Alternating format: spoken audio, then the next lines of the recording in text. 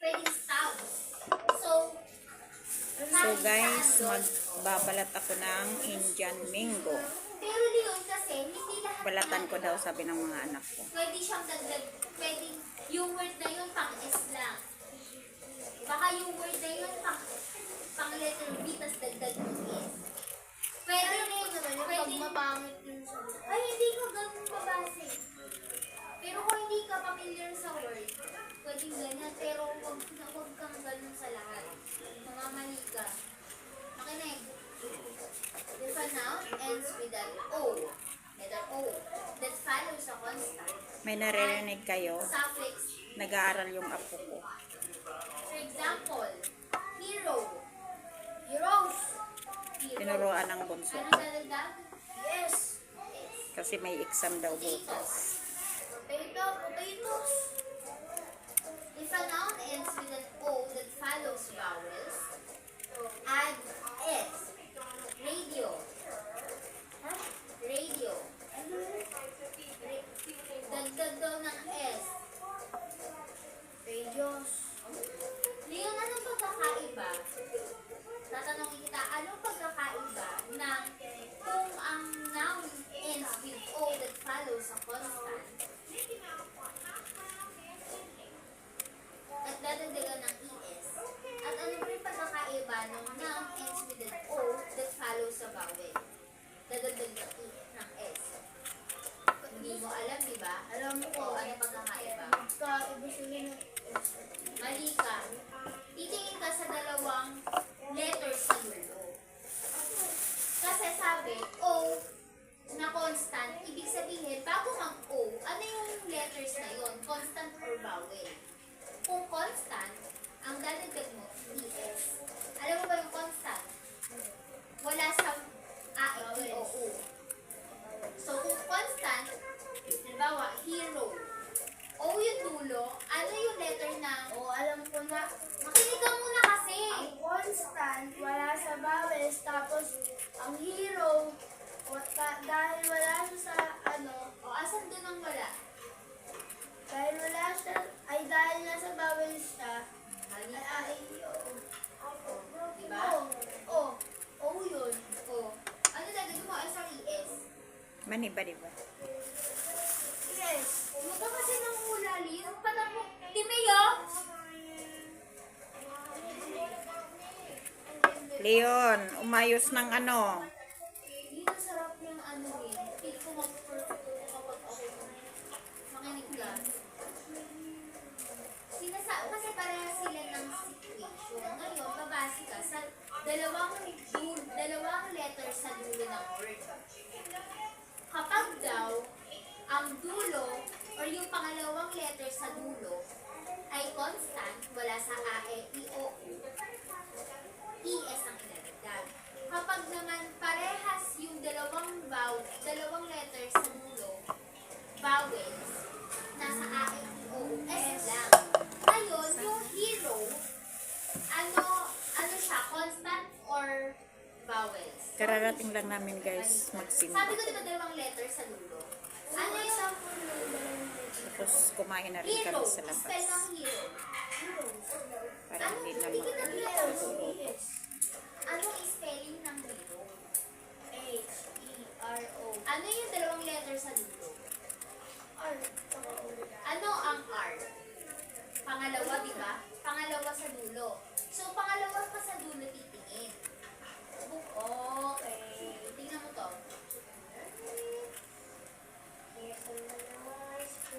Ang R ay constant, kaya S.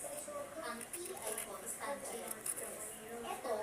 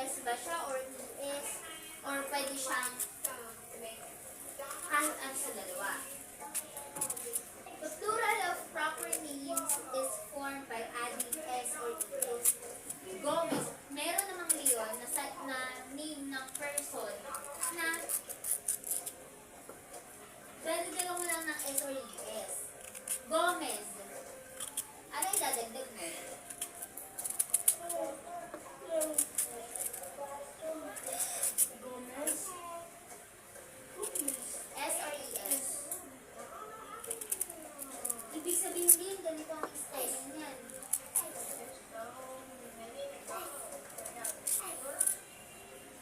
Hindi ka pwede maglagay ng dalawang ganyan. So, magiging ganito yan. Gomezes. Leon, meron ng mga names. Wala ka namang magagawa kung gano'n yung names nila. Aguinaldos. Aguinaldos family. Oilars family. Arroyo. Arroyo. S or ES? ES. Mali. Arroyos. Arroyos. S. Ay, ma. Arroyes. Ngayon, Yun, huwag kang basta sagot lang. Isipin mo. 0 ka sa exam mo. Tingnan mo. Exam na nila? the plural of letters and Bilis. numbers is formed by adding S. However, to prevent confusion, the plural of lowercase letter and acronyms with periods after each letter is Naganyan ako added niyan by kanina, may nagupit akong ano.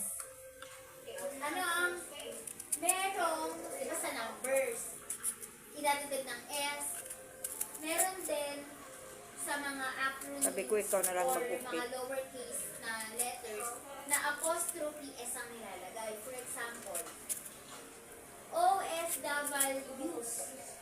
Walang apostrophe S yun. Okay? Or apostrophe. Apostrophe S din yan. Ito. Uwit sa taas. 20s. Dagdag S lang yan, hindi wala yung apostrophe S. Ngayon, kapag numbers, oo. Ngayon, kapag sa mga acronyms, alam mo yung acronyms? Yung mga unang letters ng word. Tapos pinagsama-sama. Tumalon. Apostrophe S ang lalagay mo. Halimbawa, F. Sa dulo na. Apostrophe S yun. Mga ganon. Junior. May apostrophe J. Hindi Junior. Or kaya Maria. Di ba ang Maria kapag tinapin siya, M tuldok A. Tapos tuldok. O paano siya? Apostrophe S. Bakit siya apostrophe S? Kasi nga, acronym siya. Di ba? Hindi siya pwedeng, hindi siya, ganito kasi yan ngayon. Ngayon, Maria yan. Apostrophe S. Hindi siya pwedeng ganyan. Baka ang mangyari, magkasama to sa word. Diba? Naiintindihan mo? Parang Marias. Oo. Marias talaga kung ito ang correct, ito ang 80s. Bakit siya 80s? Kasi kung walang apostrophe, ibig sabihin, kung wala kung wala. Ito na. Buto na yan. Buto yan. Talaga Ayan. ang SPA. Go na doon. Parang sa pangalan Manood ka na ng TV doon. magkina sila. Kung ito naman, parang ako lang. Makisabit. Uy, lumalakad-lakad ka dito nga nakapanti ka. Ayun na ngayon, ilabas na. Huwag kang pumunta rito, naka-video ako. Ah! Ma'am! Dami pong bulok ng mga. Na?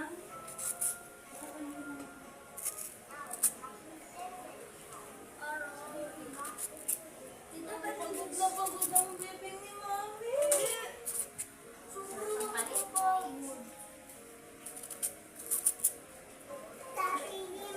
Ang palit. Pwede mo kayo. Sa inyo naman yun. Wala nang tatakas ako. Huwag nga yan, kasi balat yan. Ang kulit mo. Oh.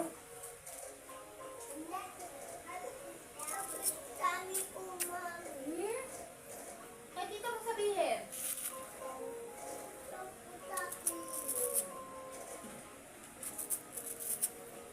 Mapengi po.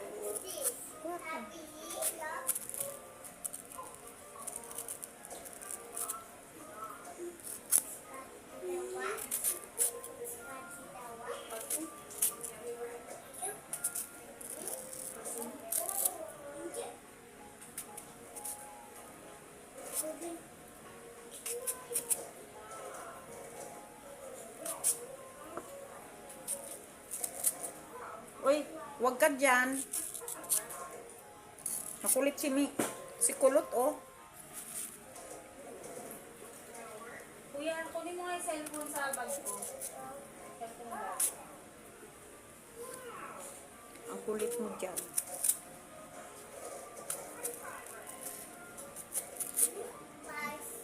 Miss, get me one. Give me one. Ah, Five. Thank you.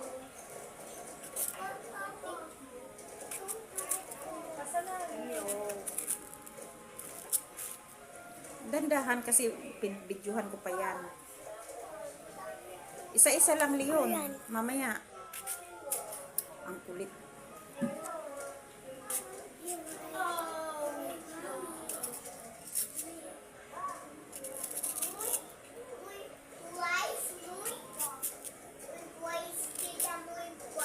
Kuya, asan na?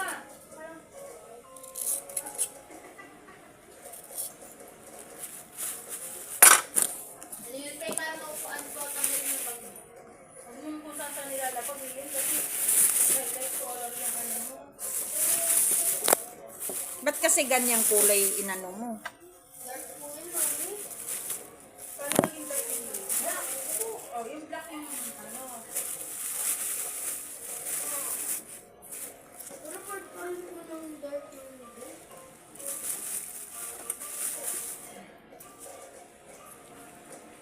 Thank you guys for watching. Bye.